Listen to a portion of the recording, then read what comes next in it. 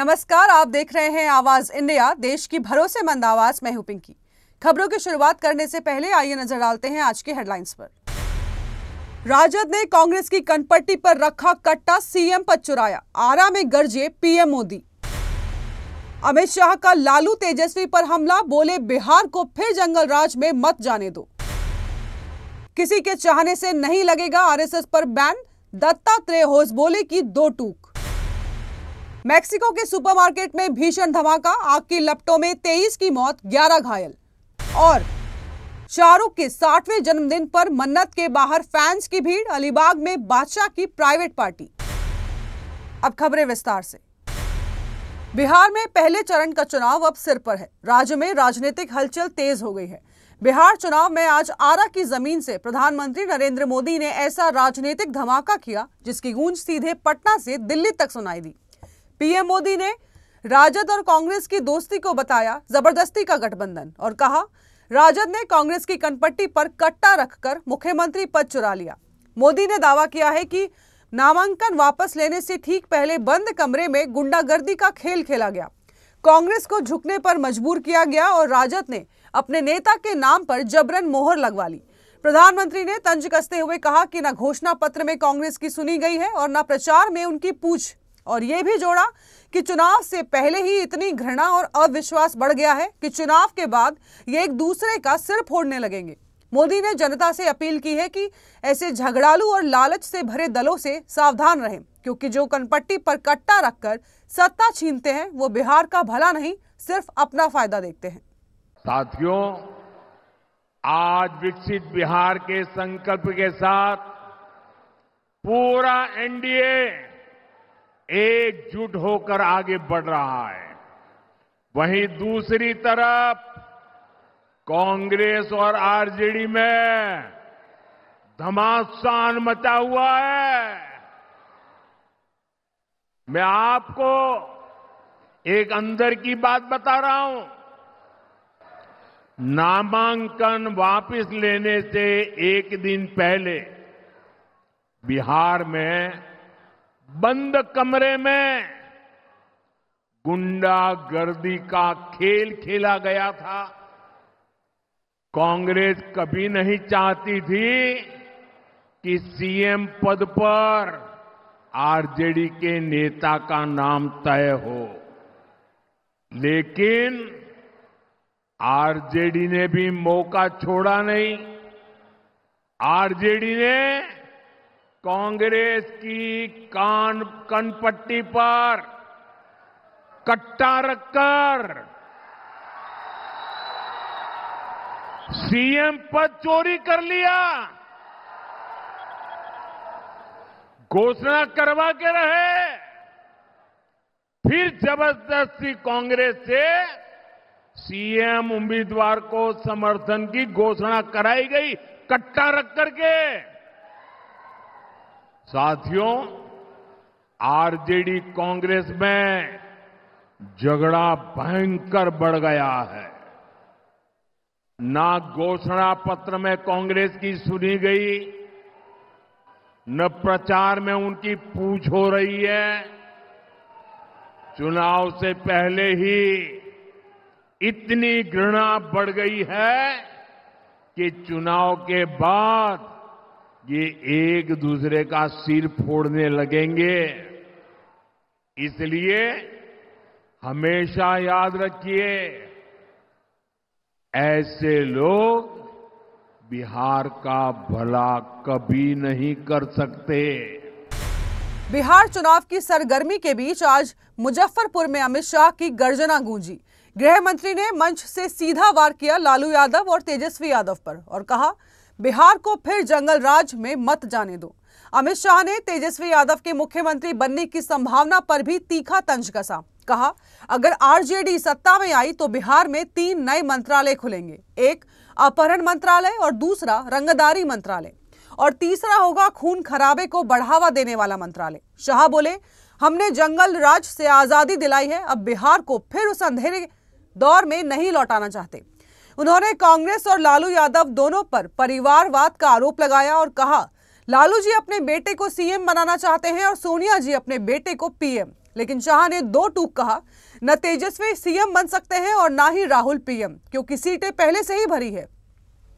मुजफ्फरपुर से शाह का ये संदेश साफ है, बीजेपी और एनडीए की लड़ाई अब जंगल राज लौटने से रोकने की नहीं है।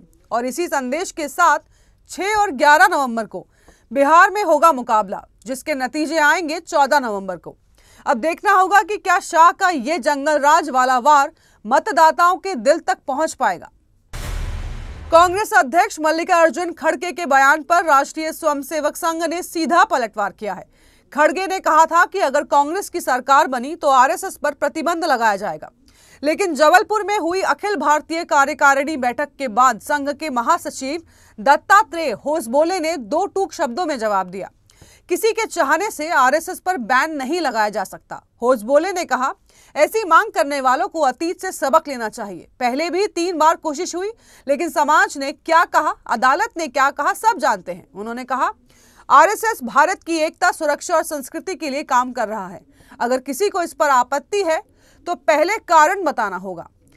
संघ नेता ने साफ किया है कि बैन की बात भावनाओं से नहीं, तथ्यों से तय होती है। उन्होंने कहा, संघ को समाज ने स्वीकार किया है और सरकारी व्यवस्था ने भी बार बार माना है कि ऐसे प्रतिबंध गलत साबित हुए हैं। वहीं बिहार और बंगाल चुनावों पर सवाल पूछे जाने पर होसबोले ने कहा, संघ राजनीति से दूर है, हम सिर्फ लोगों को जागरूक करते हैं कि वोट जाति या पैसे के आधार पर नहीं, बल्कि राष्ट्रहित और समाज हित में दे। यानी संदेश साफ है कि संघ पर बैन की बात अब राजनीति नहीं, विवाद का हिस्सा बन चुकी है। होसबोले के शब्दों में संघ रुकेगा नहीं, समाज के साथ चलता रहेगा। बिहार विधानसभा चुनाव के बीच वंचित बहुजन आघाड़ी के अध्यक्ष प्रकाश आंबेडकर ने बीजेपी और जेडीयू के नेतृत्व वाले एनडीए गठबंधन के खिलाफ खुला मोर्चा खोल दिया है। एक प्रेस कॉन्फ्रेंस में उन्होंने आरएसएस और बीजेपी पर संविधान बदलने की साजिश का गंभीर आरोप लगाया। प्रकाश आंबेडकर ने कहा, जो लोग बाबा साहेब अम्बेडकर, महात्मा फूले और पेरियार को मानते हैं, उन्हें देश को बचाने के लिए एनडीए के खिलाफ मतदान करना चाहिए। उन्होंने कहा कि वे किसी पार्टी का नाम नहीं लेंगे, लेकिन जनता से अपील करेंगे कि एनडीए को वोट न देकर देश के संविधान की रक्षा करें। वक्त हो चला है एक छोटे से ब्रेक का।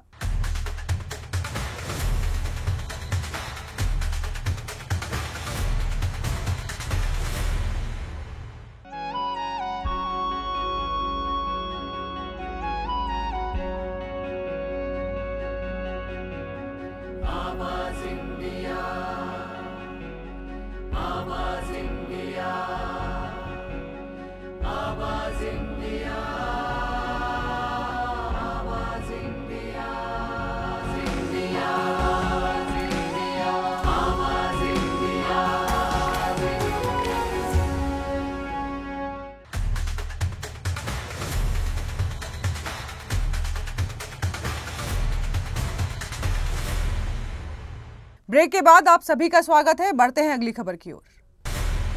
क्रिकेट जगत से एक दर्दनाक खबर। टीम इंडिया के पूर्व खिलाड़ियों इरफान पठान और अंबाती रायुडू के साथ ड्रेसिंग रूम साझा कर चुके त्रिपुरा के पूर्व ऑलराउंडर राजेश बानिक का सड़क हादसे में निधन हो गया है।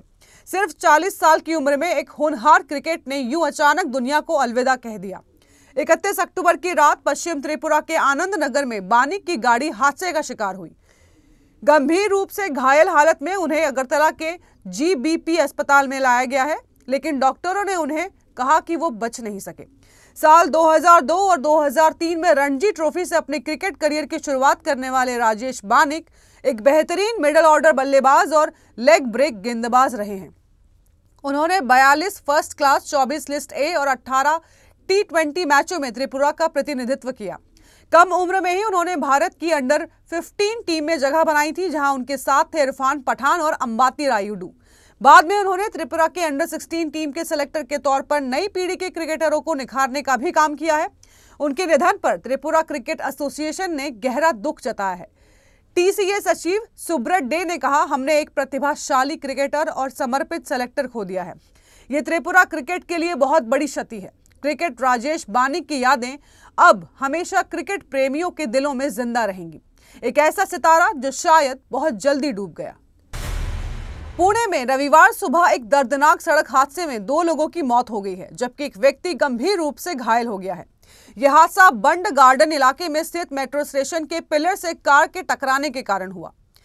पुणे में रविवार तड़के सन्नाटा चीखों में बदल गया। शहर के बंड गार्डन इलाके में तेज रफ्तार का कहर एक बार फिर दिखा।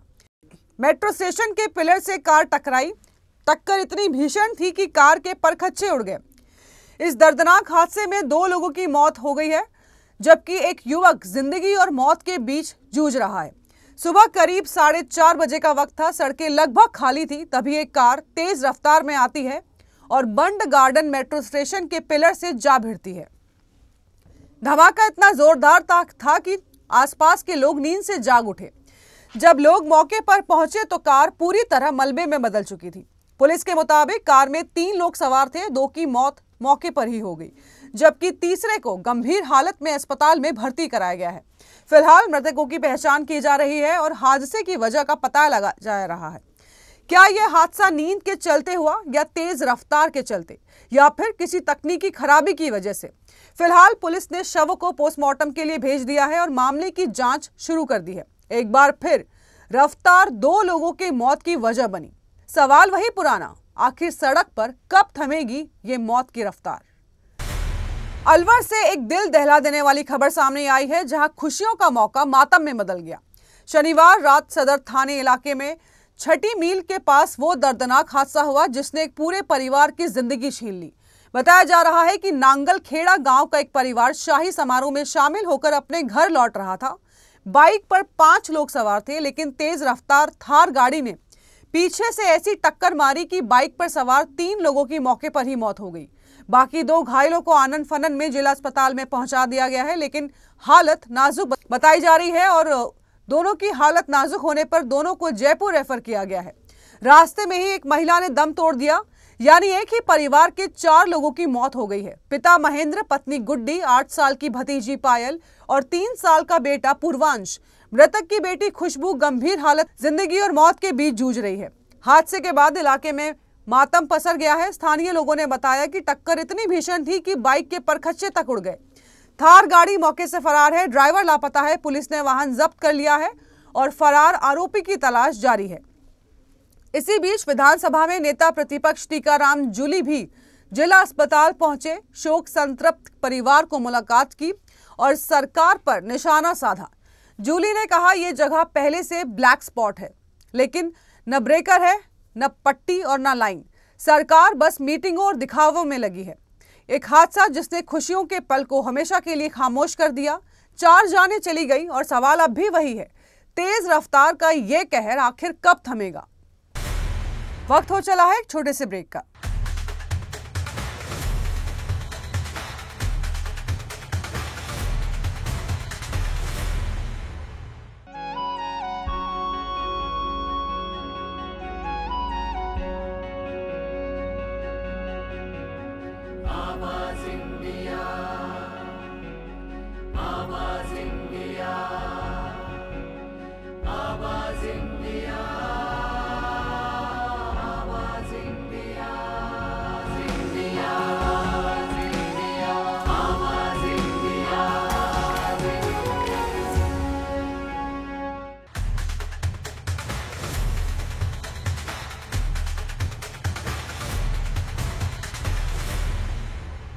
ब्रेक के बाद आप सभी का स्वागत है। बढ़ते हैं अगली खबर की ओर।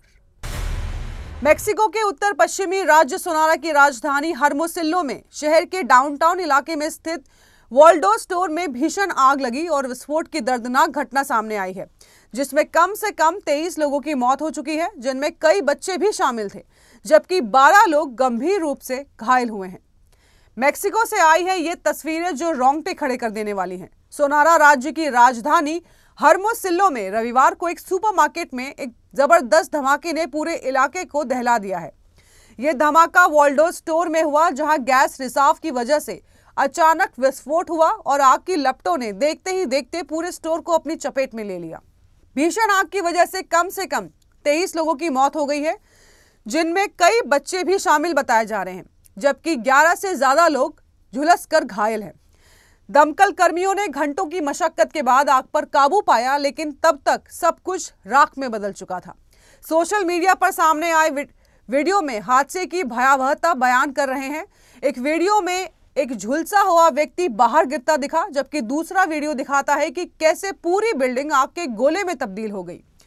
राज्य के गवर्नर अल्फोंसो दुराजो ने पीड़ित परिवारों के प्रति संवेदना जताई है और घटना की उच्च स्तरीय जांच के आदेश दिए हैं।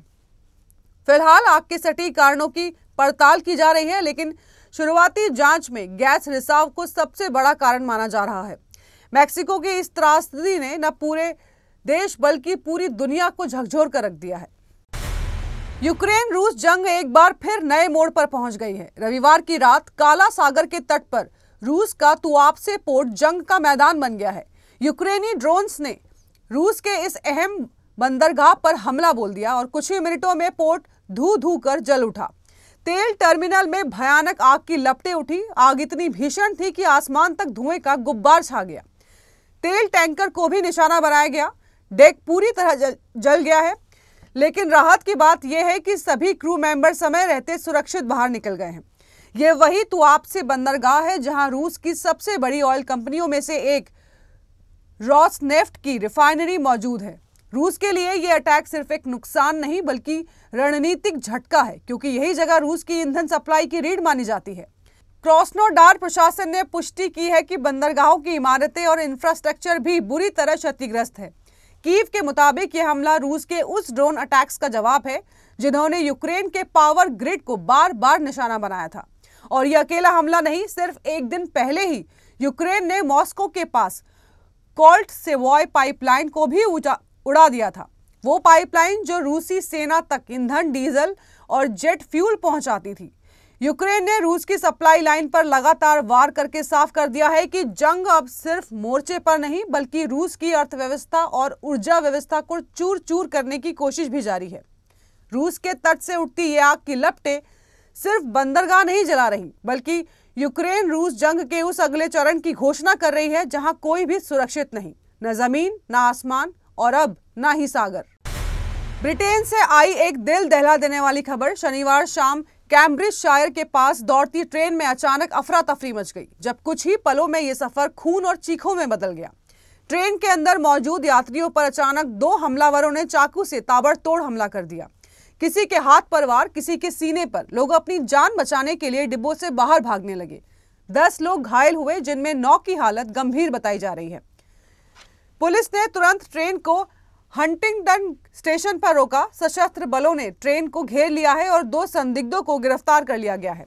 हंटिंगटन की सड़कें और रेल सेवाएं ठप पड़ गई हैं। इलाके में भय और सन्नाटा फैल गया है। एक चश्मदीद ने बताया, मैंने किसी को चिल्लाते सुना, उनके पास चाकू है, मुझे मार दिया गया। डिब्बे से खून से सने यात्री बाहर भागते नजर आए। East of England ambulance service ने कई एम्बुलेंस और एयर रेस्क्यू टीमें भी भेजी हैं।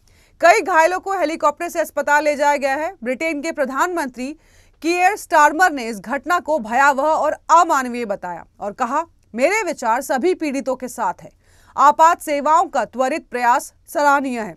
वहीं गृह सचिव शबाना महमूद ने दुख जताते हुए अपील की है कि लोग शुरुआती दौर में किसी तरह की अटकलें न लगाएं। विपक्ष के नेता क्रिस फिलिप ने इसे निर्दयी सामूहिक हमला बताया और सरकार से जल्द रिपोर्ट पेश करने की मांग भी की है। ब्रिटेन में ट्रेन जैसी सुरक्षित मानी जाने वाली जगह पर हुआ यह हादसा अब पूरे देश में सुरक्षा व्यवस्था पर सवाल खड़े कर रहा है। बॉलीवुड के बादशाह शाहरुख खान का जादू एक बार फिर सिर चढ़कर बोल रहा है।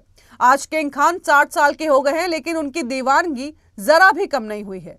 आधी रात से ही मुंबई के बैंडस्टैंड इलाके में उनके घर पर मन्नत के बाहर हजारों की भीड़ उमड़ पड़ी। फैंस ढोल नगाड़े बजाते, केक काटते और आई लव यू शाहरुख के नारे लगाते नजर आए। किसी के हाथ में पोस्टर था तो कोई उनकी फिल्मों के डायलॉग बोलता दिखा, मानो बर्थडे नहीं कोई त्योहार मनाया जा रहा हो। रात के 12 बजते ही जैसे आसमान शाहरुख के नारों से गूंज उठा।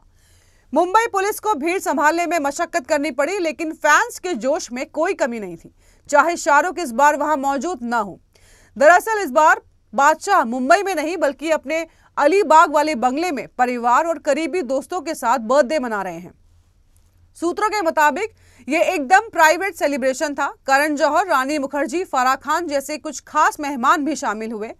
सोशल मीडिया पर इन तस्वीरों ने धूम मचा दी है और अब फैंस के लिए सबसे बड़ा तोहफा है ये खबर कि शाहरुख खान अपनी अगली फिल्म किंग का ऐलान जल्द कर सकते हैं, जिसमें उनके साथ होंगे दीपिका पादुकोण और बेटी सुहाना खान।